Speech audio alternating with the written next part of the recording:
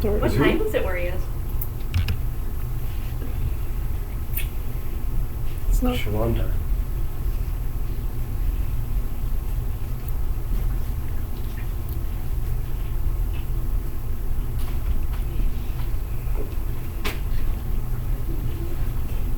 There's one place to be. Is there? Christine's office. Staff with the staff office right beside her office. Right here. You know how you go these halls and you go straight. Unlike the wind. You're supposed to go pee during the wind. You do that so often. Yep. When it's wrapping up, where you're like, wait a minute, shoot. Yep. Yep. Did you do the bowl again today? Yeah. Yeah, we did a little round of Omkar and then we did meditation after that.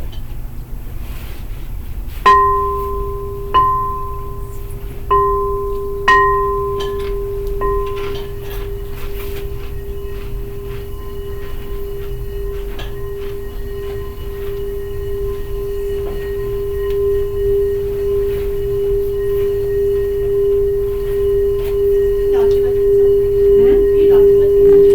just you.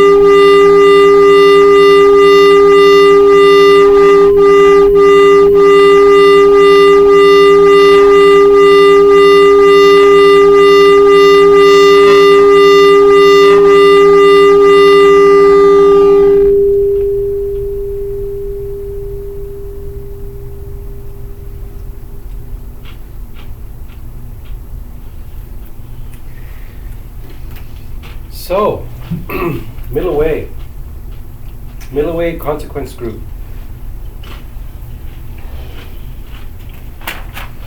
They're so the way they demonstrate how how emptiness and dependent origination work hand in hand, or how karma and emptiness work together hand in hand, is the three beings who are looking at a cylinder of liquid.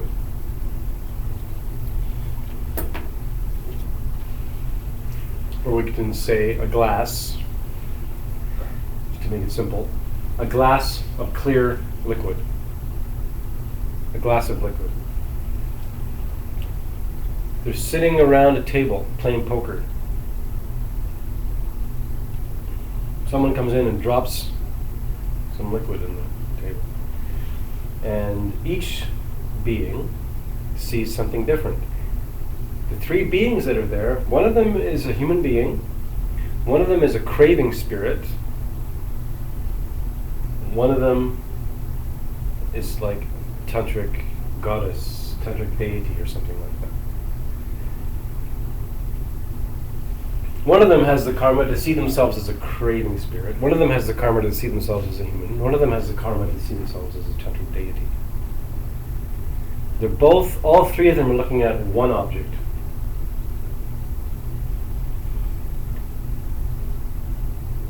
What does the craving spirit see when he looks at that object? What does it appear to? What does it appear? I know some of you know this story very well. Oh, You've it's heard pus and horrible stuff. pus, yeah, blood, pus, gross things. Human sees what? Water. Cup of water, nice cool cup of water. Tantric deity sees Nectar. ambrosia, nectar of immortality. So this is how one thing in one room appears differently to every single being that perceives this object. And that is the highest view of emptiness according to the consequence school.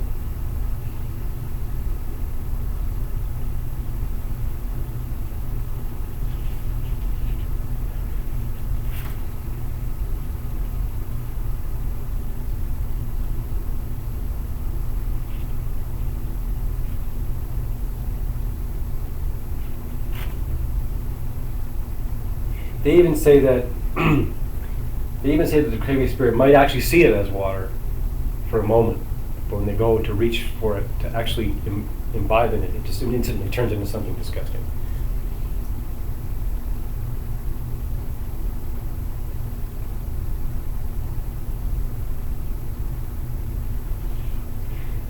So, which one of them is right? Are they each having a valid perception? Yes. They're each having a valid perception. Given their, what?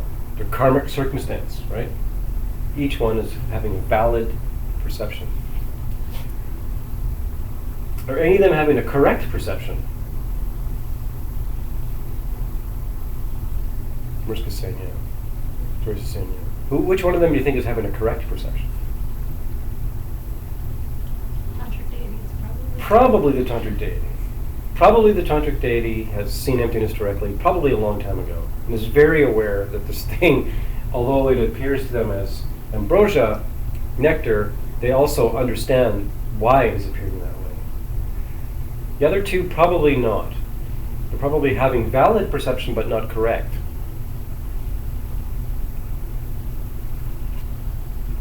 That's like, we have lots and lots of valid perceptions. And that's the thing you see, when you see emptiness directly, you understand that you've never had a correct perception. Your whole life, you've never had one. You've only had valid perceptions. Yes, Carol. So is correct perception right view? The correct perception would be right worldview. Yeah, where you understand that, yeah, exactly. Yeah, that would be the correct perception. So, and we could be sitting in this room, and I could hold up this stick, and we could all have a valid and correct perception of it at the same time, just by going there intellectually. The Arya just happens to not need to do that anymore. And then you go through it over and over again intellectually until, it's like training your mind to go there enough so many times. You look around at the objects in your world and you go over it so many times, right? The way I'm seeing this is a product of my karma. It is not appearing in any other way. You do it so many times that you don't, when you go into meditation, it doesn't require a lot of intellectual thought. You think about it. See, this is the point of these classes, is, that's why one of the great antidotes, if you're doing your 6 times book, is the emptiness of the 3 spheres, going over the lack of self-nature to yourself, whatever's happening between you and someone else, or whatever relationship you happen to be in, and the other person. Like, if you go over that and you keep, training your mind to understand that this is, my karma going off, but there's nothing else going on. I don't appear self-existently. They don't appear self-existently.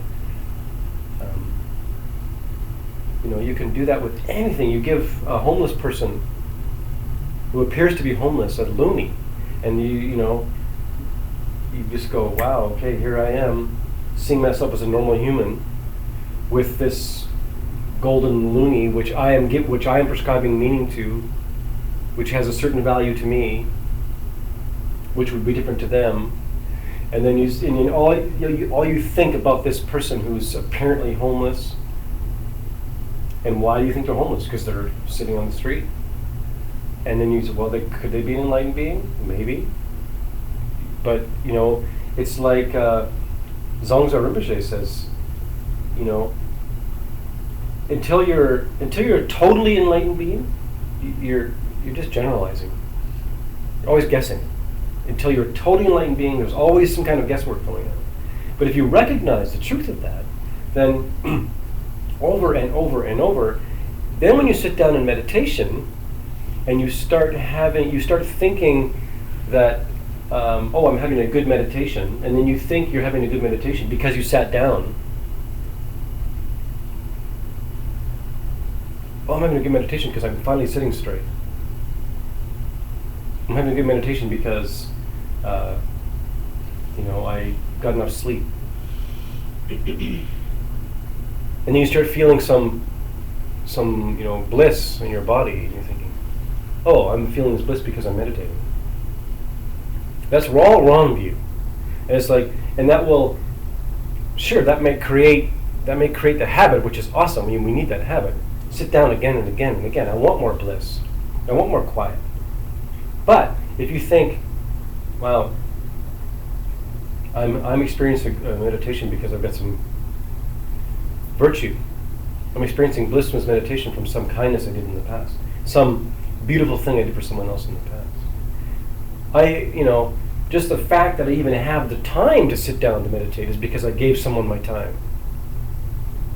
The fact that I see myself in a human body, and you go over those things over and over to the point where it's like breathing, to the point where you don't have to think about it anymore. And then you start thinking of like holy beings, your Lama, the emptiness of your Lama, the emptiness of the Guru. Are they the Buddha or are they not the Buddha? Depends who's looking.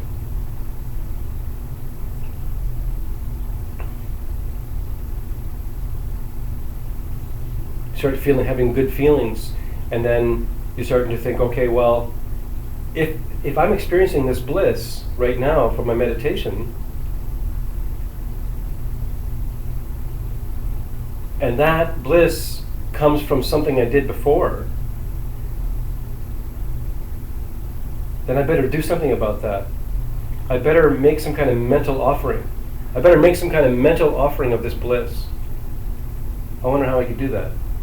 Oh, I know, I could plant countless karma. I could just think of countless beings in my mind and offer this good feeling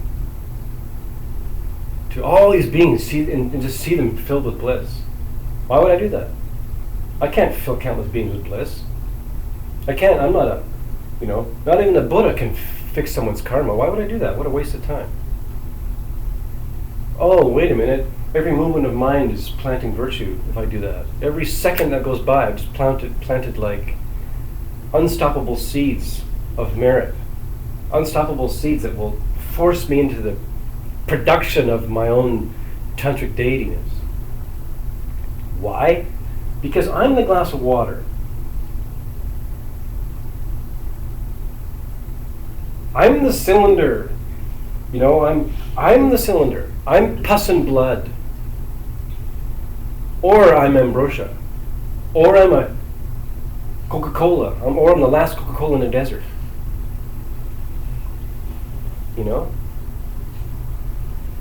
So each one of those beings looking at the water have all done different things that are producing that event.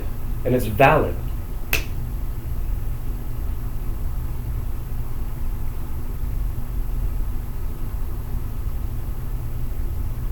So like if you want to take all these courses and cash in your chips, take it to the bank, then you want to be thinking about that as much as you can. That's the beauty of the 6 times book, is it keeps you on it. It keeps you on it. It keeps you on it. Because the more you think about the emptiness of objects, especially in the consequence group way, the more you think of that, the quicker you're going to see emptiness directly. And if you don't see emptiness directly in this life, you'll have to do it next life. You have to do it before you become a Buddha.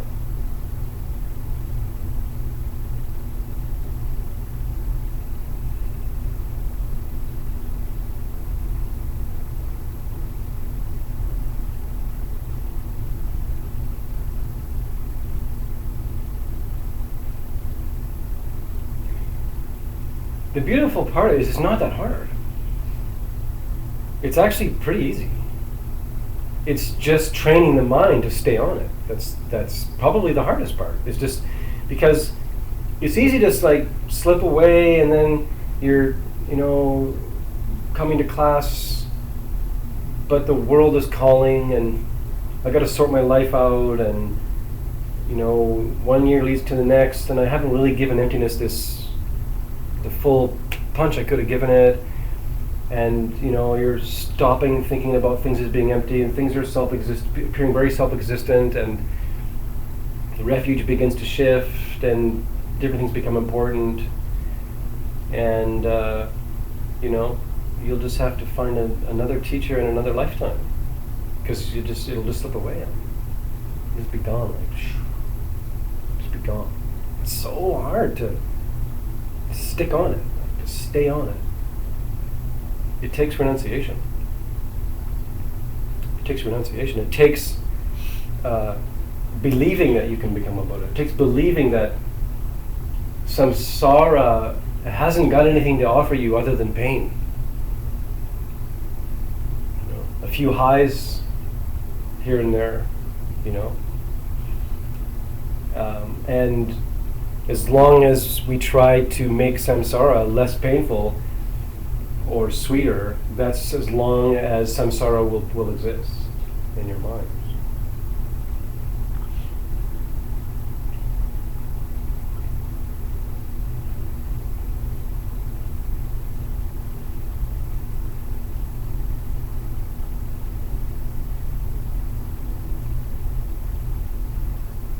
So the abbreviation of the Greater Way says, each being, according to their class, their level of perception, has differing perceptions of a single thing. And that therefore we can say that these things have no reality. We can say that that cup, that cylinder of liquid, has no reality. Does this mean that we should never consider anything one way or the other? So does that mean that, so in other words, should we just, well, it's empty, so really nothing is one way or nothing is the other way. I guess I can just live my life in this wishy-washy way. Do you think that's what it means? You say, no, we can't draw that kind of conclusion from that type of scenario. They say that because certain systems of spiritual teachings give definite results and certain other ones don't. That sounds kind of self-existent to me. But each individual person, for that individual person, there will be something that works and something that doesn't work. And they're saying pick something and go for it. Just because 3 different beings see 3 different spiritual paths that may be presented as one path doesn't mean that you shouldn't just go for it.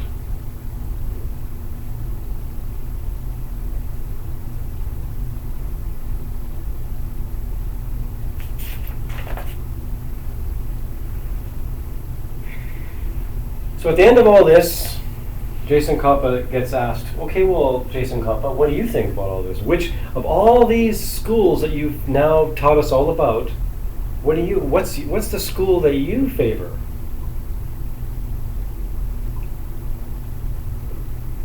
Well, what do you think his answer is? What would Jason Koppa, say, this is the method for me. This is my chosen method. This is my chosen school. What do you think? Consequence. Yeah, consequence school. So like a no-brainer, right?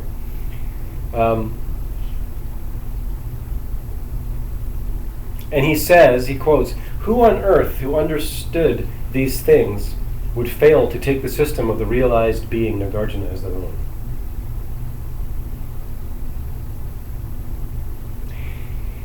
Okay, so now we're saying that these are projections.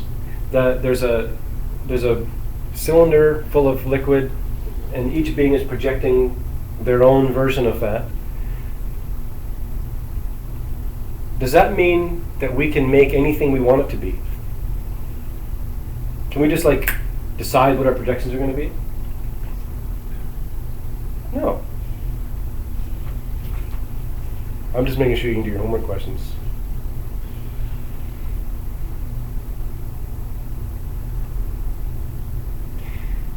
Does the fact that things are only projections mean that living the six perfections is unimportant? Why bother with the six perfections? Things are empty. Things are just projections. Why bother being generous and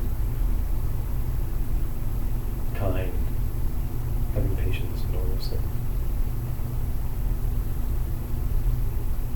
Why? Want a response? Sure, Carol, go, man, go. Oh, okay. It's because the projection is karmic, and so you want to improve through virtue, virtuous behavior, your karma.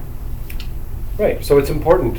So are you saying that because it's empty, that's why it's important to do the six perfections? Because things are empty?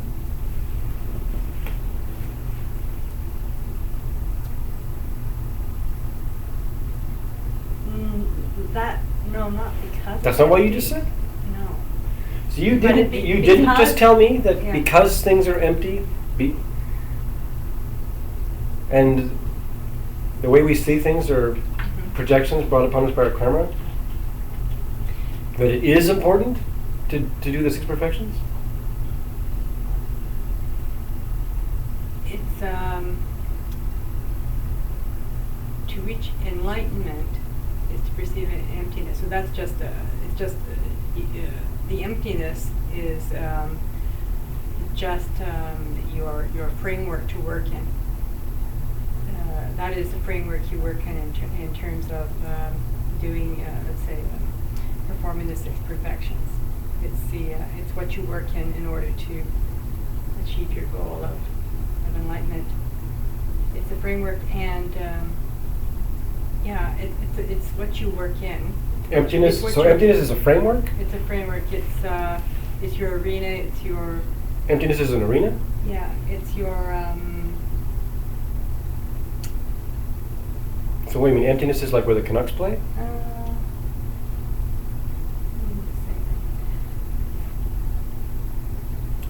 Are you talking about wisdom?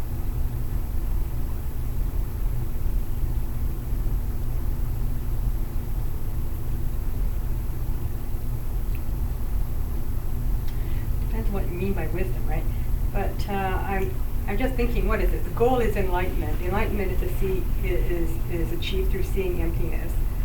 Virtue. Well, you already gave the answer, possible. but now you're telling me that now I just threw a debate at you, and now you're telling me that emptiness is a framework.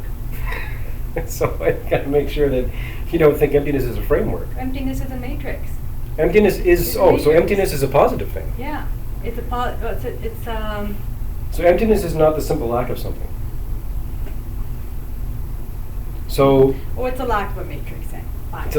It's a lack of a matrix. It's the opposite of the matrix, and so that's what we work with. And that's it's by virtue of that one can, by virtue of it, that one performs the 6 perfections.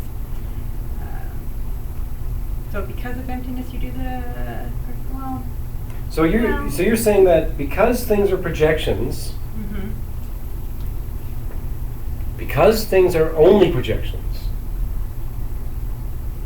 it's important to do the 6 perfections because we want to have the projection of our own enlightenment. Well, that is what you just said? enlightenment a projection? That's what I just said.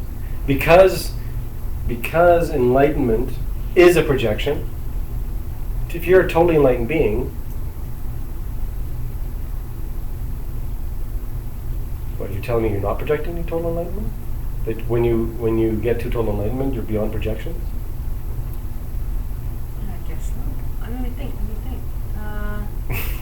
What does enlightenment mean now? Enlightenment means Total enlightenment, Buddhahood. I guess wow. I mean, if you see true emptiness, is that a projection? To see true emptiness? To understand, is that, I understand it as not being a projection, but somehow being a truth of some sort. Maybe I'm wrong. I think we're talking about 2 different things. Okay. But I just got freaked out because you said that emptiness was some kind of fullness. Yeah. We don't want to say that. What's that? We don't want to say that. No. So I mean,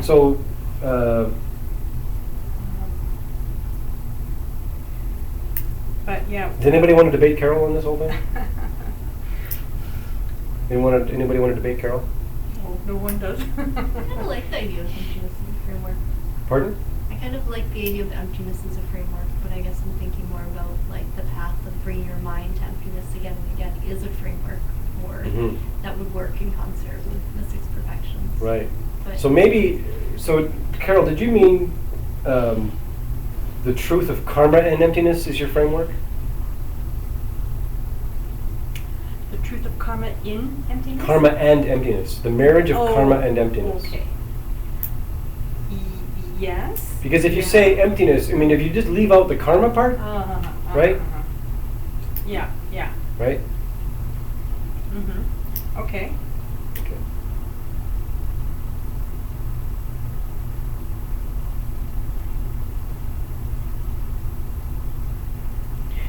Well, we kind of just talked about this. Okay, so why does the consequence presentation of the meaning of emptiness, why is it especially important? Why is it especially important? Why, in regards to our own search for enlightenment, why is that presentation especially important? What do you think?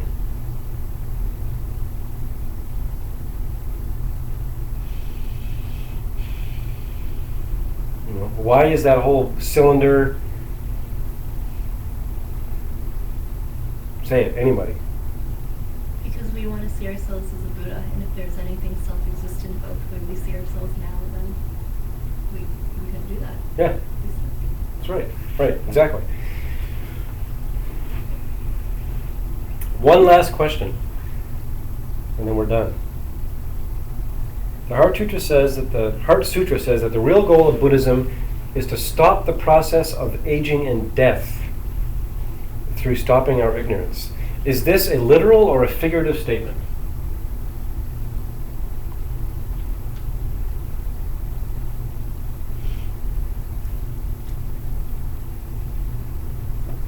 According to Consequence School, the very, very end of, what is literal and what is figurative, they get the question. Are we doing Buddhism so that we can stop aging and dying? And is that a literal thing or is it figurative? It's literal. Yeah, it's literal. You bet it's literal. It better be literal.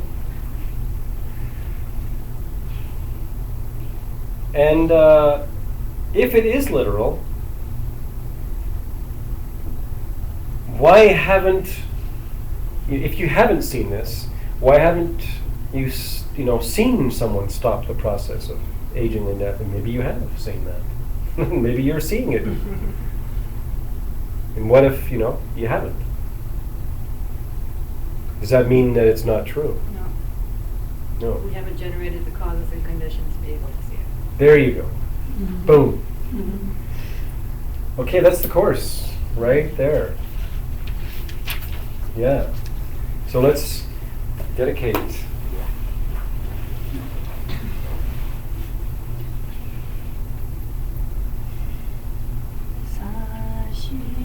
Kuki Jukshing Meito Tram Rabling Shi Dende Genpadi Sangye Shindu Mite Uar Girokunandak Shinla Chupasho Idam Guru Ratna Manakanye Tayami Dikewokun Sunam Yeshe Zog Zogin Sunam Yeshe Lejunwe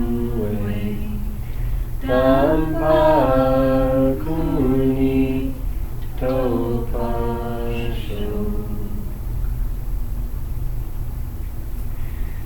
All right. Well done, everybody.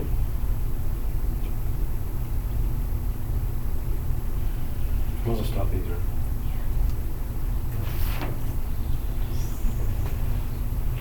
Yeah.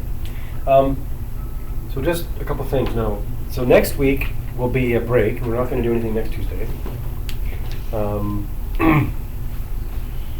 And so as far as what I'm going to teach next, I thought of sending out an email saying who